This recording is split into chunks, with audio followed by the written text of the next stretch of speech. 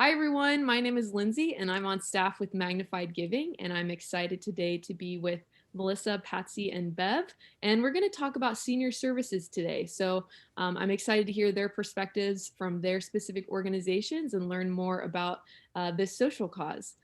Could I ask Melissa, would you be willing to start us off and just share your name and your organization and how your mission aligns with senior services? Sure. So my name is Melissa Deaver, and I am the program director for the Alzheimer's Association with the Greater Cincinnati Chapter. And our mission is to eliminate Alzheimer's disease through the advancement of research, to provide and enhance care and support for all affected, and to reduce the risk of dementia through the promotion of brain health. Very good. Thank you. Patsy, would you be willing to go next? Sure, I'm Patsy Bond, and with the Cincinnati Association for the Blind and Visually Impaired. We usually shorten that to CABVI, so I'll use the abbreviated name from here forward. And our mission is empowering people who are blind or visually impaired with opportunities to seek independence, to be independent in their lives and in our community. Thank you. Thanks, Patsy. Bev? Yeah, my name is Bev Ross, and I am with Creative Aging Cincinnati. And our mission is to provide arts and humanities programs to seniors in our community to enhance their quality of life. So that be it nursing homes, day programs, senior center, any senior in our community. Very good. Thank you all. So to kind of kick us off, would you all be willing to share maybe the way that you see the work that you're doing, the way that serving seniors in our community, what kind of impact does that have on individuals, families, and on our community in general? Okay. I'll go first since I started off. Really, the Alzheimer's Association works a lot with families that are dealing with any kind of dementia. So not just Alzheimer's, any type. And I really do see us having, I guess, a ripple effect on the family. So because so many families, become the caregiver to someone with dementia. And so it not only impacts that caregiver, it impacts the person with dementia, but if that caregiver has children and a husband, and it impacts them all because caregiving is very demanding and can be very stressful. So we're really kind of impacting that whole family, that whole system, and trying to help them work through how to cope as a caregiver, what resources are out there to help them care for this person. And really overall, we're really trying to help that caregiver often keep that person at home with dementia for as long as they wish, and making their caregiver journey as, I guess, successful and as enjoyable as possible, because a lot of that stress can make it not so enjoyable and can really cause health issues for the caregiver, which is still rippling out. Oftentimes caregivers have a lot of not just emotional health issues, but also physical health issues. And so we're working to try to help that caregiver not encounter those issues.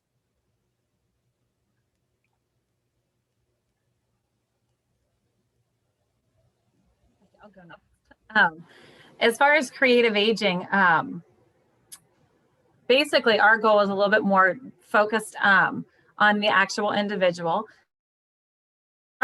Is to, like I said, enhance the quality of life. So that's kind of a broad statement. And I think I can most likely explain that. I was an activity director for 10 years before becoming the executive director. So fortunately, I've had the experience to see some of these programs firsthand and what they do for the seniors. So the best way I can describe it to you is, which as Melissa would know, if you have someone with Alzheimer's or any type of memory impairment, they're a little bit disconnected from the world around them. And the farther it gets, the worse that gets. What we try to do, we bring in these professional artists, we screen them, we make sure that their programs are not just a quality music program or presentation, but they're educational, and they're allow for reminiscence. What you find with those individuals, we don't only serve memory impaired, but for those individuals with memory impairment, it kind of reconnects them to the world around them. So it brings back a memory.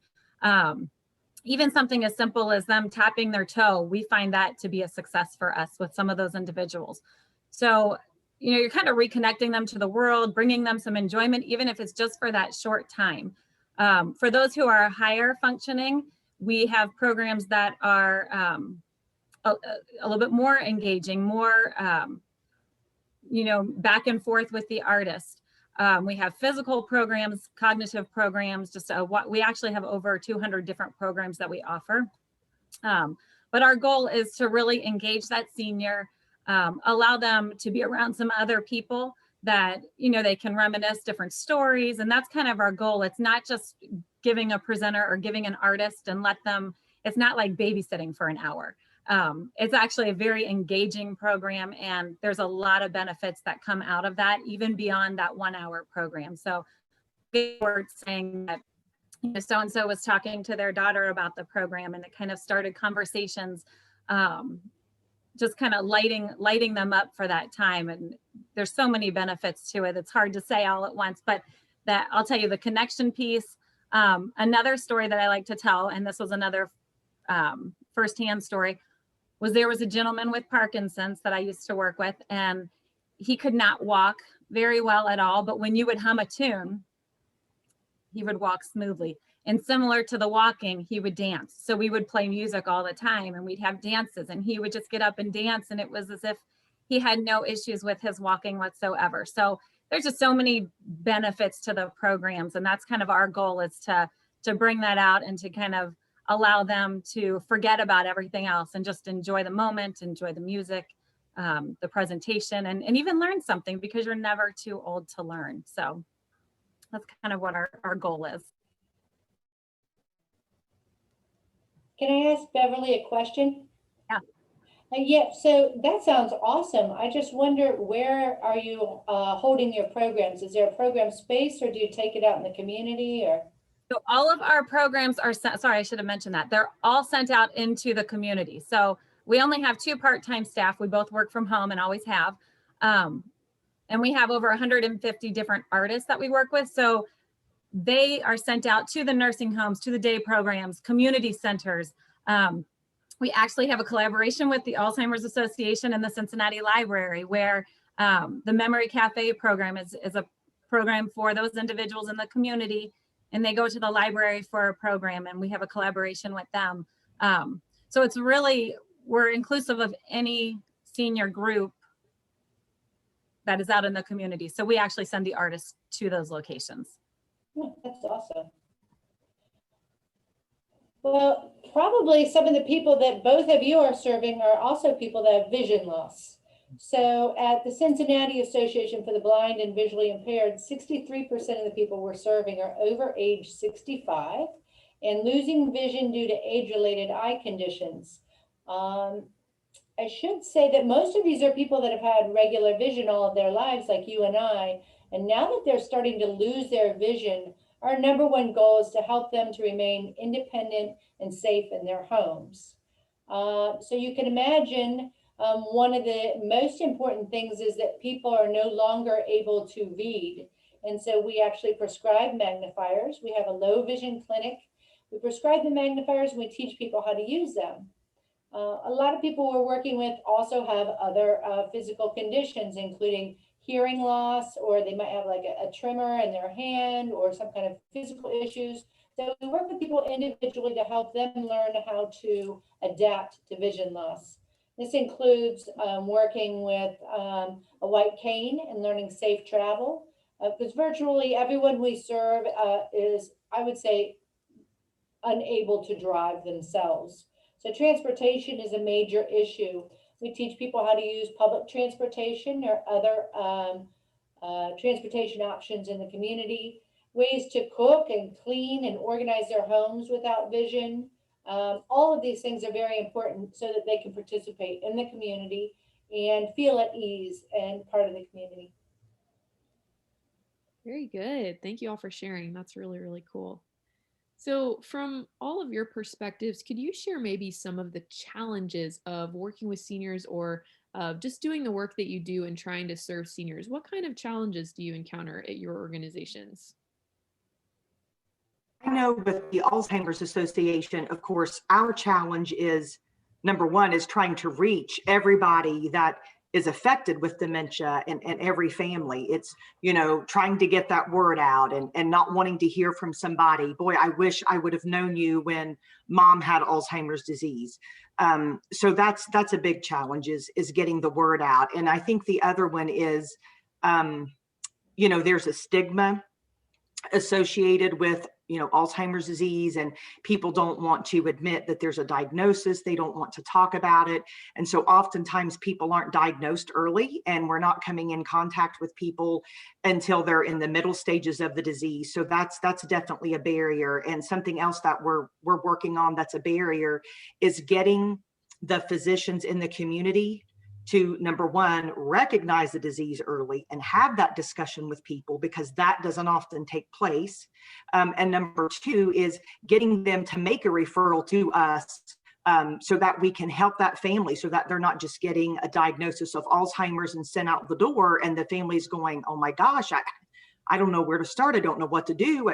You know, I'm totally in shock. And, you know, so we meet with families and help them care plan to help them understand the disease, what to expect next, what resources are out there to help them care for that person, how to deal with the behaviors they're going to see, how to get ready legally and financially. So we do a big care planning session.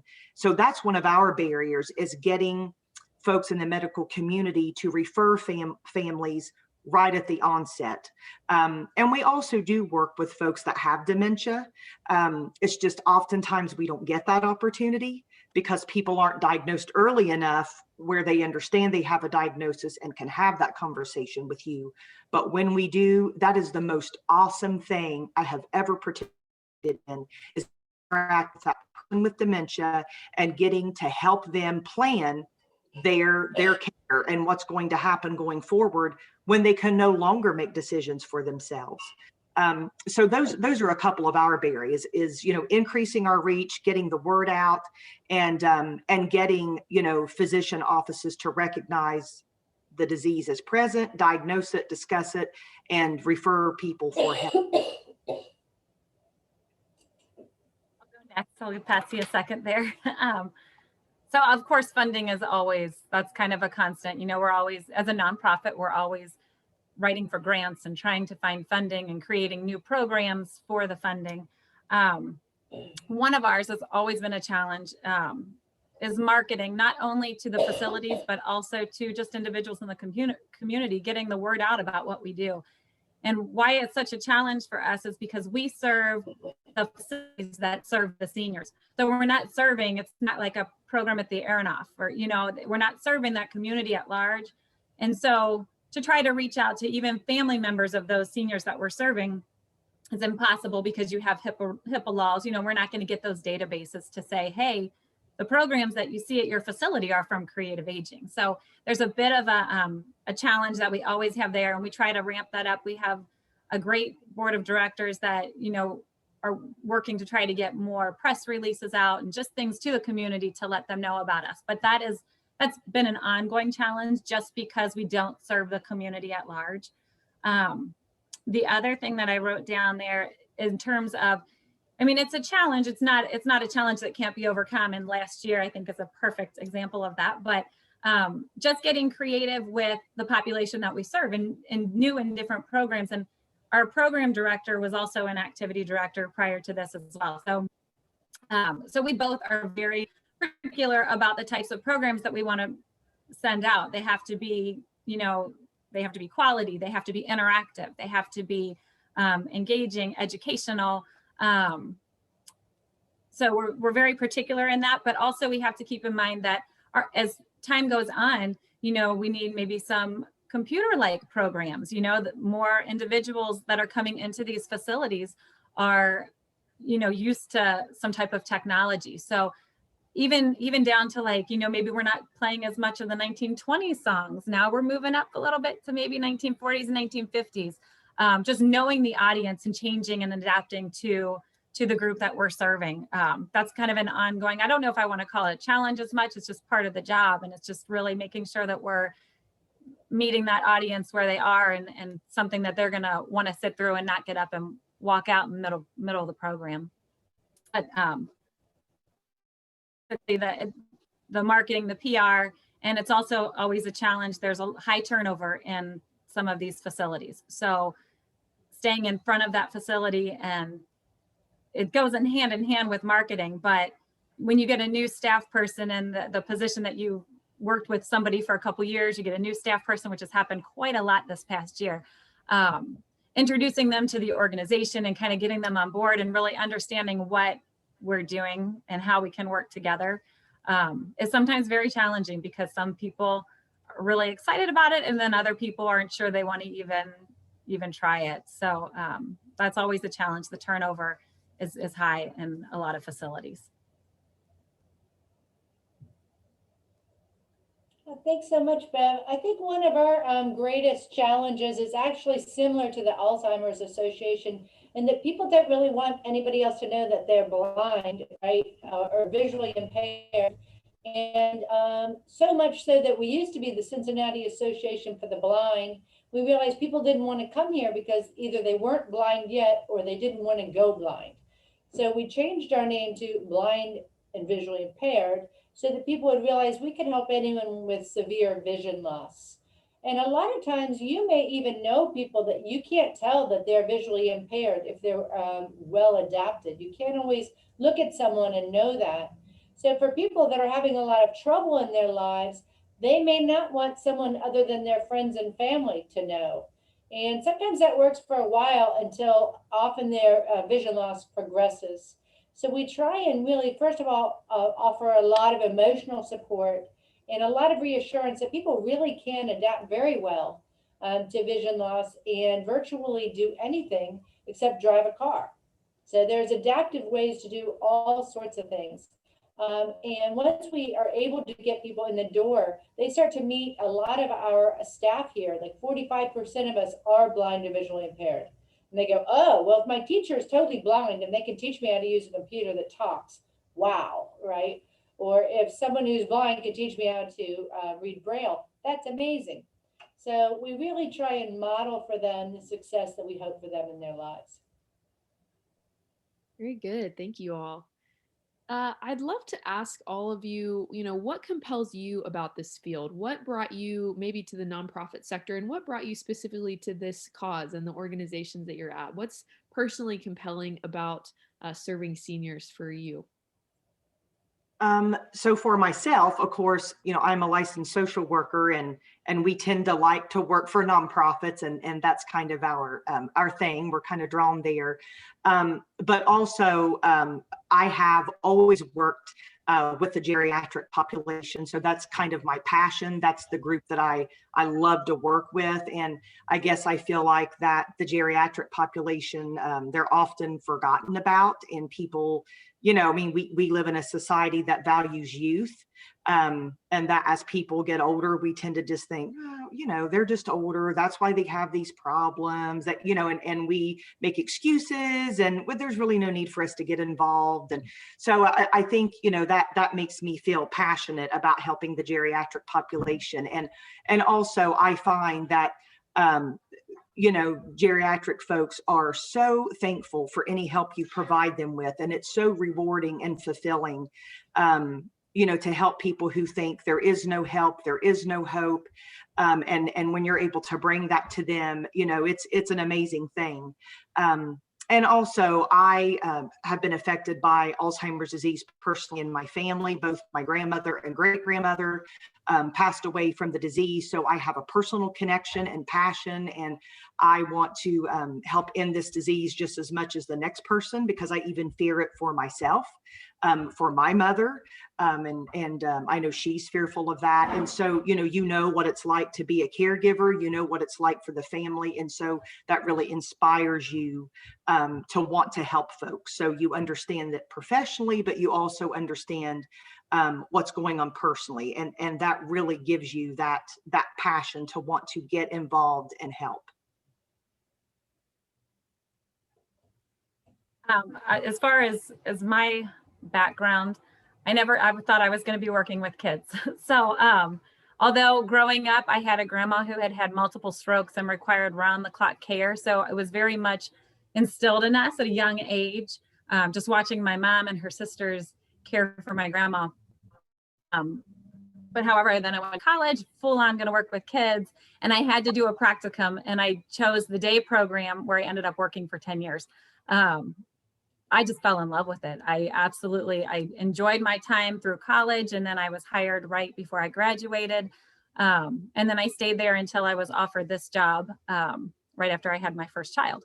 So it was just like Melissa said, it's very rewarding. I ran into a friend of mine in college, and she asked what I was going to do after college, and I told her, and her reaction was, "You're going to be so sad." And I will never forget that, because I was just like, what? Like, that's the farthest thing from it. I just felt like it was definitely a passion, something that I felt like I put my heart and soul into, and I felt like I did well at it because I was making a huge difference. We were going on trips with the seniors and doing projects and things that they had never done before, and always wanting to try to kind of stretch things a little bit, get them to try new things. So I think it was instilled at an early age. I just didn't realize it at the time until I was there during college. And then I was offered this job, and it was an opportunity to really do something similar on a much bigger scale within the community. So it was an opportunity I could not pass up. And I feel like, our numbers have grown considerably as a result of just bringing in some new programs and bringing in new facilities. And it's just kind of rewarding, I think, like Melissa said. It's just the best way to describe it. It's just a field that I think a lot of people don't realize how much you can get out of it and how much you can do for other people, which is really the whole nonprofit sector.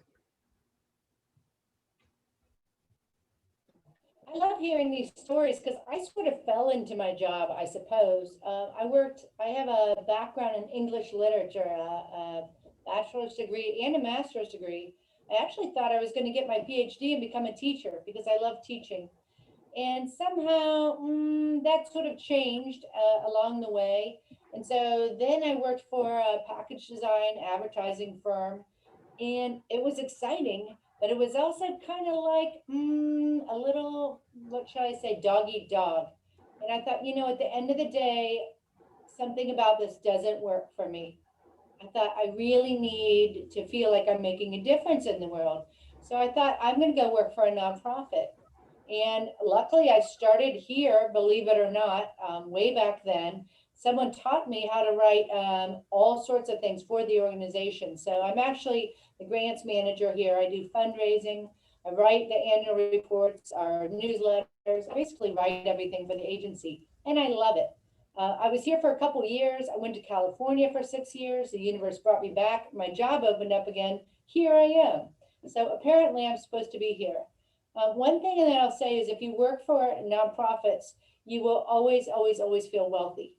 So I feel deeply rich in my heart that every day I come to work and I work with people who love their jobs and who go way above and beyond to do the right thing for the right reasons, because we're all here to serve. So you might make more money outside of nonprofit, but I would say I'm incredibly happy with the work that I do. And I'm guessing that Melissa and Bev, you can say the same thing. Yes. So I'm really happy I did land here. And then the universe brought me back again. So here I am, home. I love your story, Patsy. Thank you. And you hit the nail on the head about the feeling wealthy. Yes. That's great. I love that so much. I think that's a great segue, because I'd love to end, kind of the last question I'd love to ask is, for students who are interested in this work, what can they do? And maybe that includes down the road, they make something like this their career. But for now, while they're students, while they're, heading off to college or still in high school, what can they do to start making a difference now, or start kind of dipping their toes into this field? Mm-hmm. Well, with the Alzheimer's Association, we actually have volunteers. So, people can become involved with us as a volunteer. So if you have to be 21 or older to be a community educator with us. But if you have a passion and have some knowledge about dementia, You can become a volunteer community educator because we do education programs in the community. So that's something folks can do. Maybe if you're not 21 yet, some of the things that you can do is, we have, like Bev's talking about, we have social engagement programs, and we have partnered with Bev in the past. And, right now we're not doing them because of COVID, because we can't be out in the community. But as a volunteer, you could help us with our social engagement programs. You could help us with outreach marketing. You could help us get the word out, creating flyers, going to different places, letting them know that we exist. So there are lots of ways to get involved. And as far as a background, if you're looking to get into a career with the Alzheimer's Association, I would suggest, looking at social work, nursing, one of those fields, because we have licensed social workers and nurses. Those are the folks that do what we call a family care consultation, which is that care planning meeting I told you about. So I would suggest looking into, to one of those roles, but also occupational therapists, speech therapists get to work with folks with dementia, activities folks, like Bev is talking about. So, some of those routes are some things that you could look into. And then another big thing, you can dream big. We need more geriatric physicians, and we need more neuro psychologists. Those are like my favorite, but those are the people that really do get into a deep dive into a dementia assessment. And those are the folks that are really going to be able to give you the best assessment and diagnosis. So that's something you could look into, or a neurologist. There just aren't enough around. We just don't have enough dementia specialists in the area. I'll just piggyback off of what Melissa said a little bit there. You have a lot of great information. What I would say in terms of connecting to our mission, just getting out into the facilities. If this is an area you're interested in, go and do some volunteer work or tour places, and just get the feel for what that organization is doing, and just really educate yourself on all the different, because we're just 3 here, but there are so many different opportunities for services for the seniors. And so just do some research. Of course, if you're interested in some capacity with creative aging, we're very small, but I can always hook you up with a facility that we work with. And, for volunteer times, and I do know a lot of the facilities, volunteers are huge, so they can work with your schedule. So just really kind of do some research, see what area, if seniors are an area that you're interested in, then find out what services are available in our community, and maybe reach out to some of them to tour or to do some volunteer hours, and just really get an idea of the work, because I think you might be pleasantly surprised. Mm-hmm. Actually, it's so interesting to know that blindness is a really specialized field. And the students that are coming out of school with the degrees that we need are getting hired right in anywhere in the country. So because there are so many people aging, there's actually a really strong need for people that teach white cane skills. That's called orientation and mobility instructors. Also for people that can teach daily living skills. And these are specialized degrees at the master's level, believe it or not.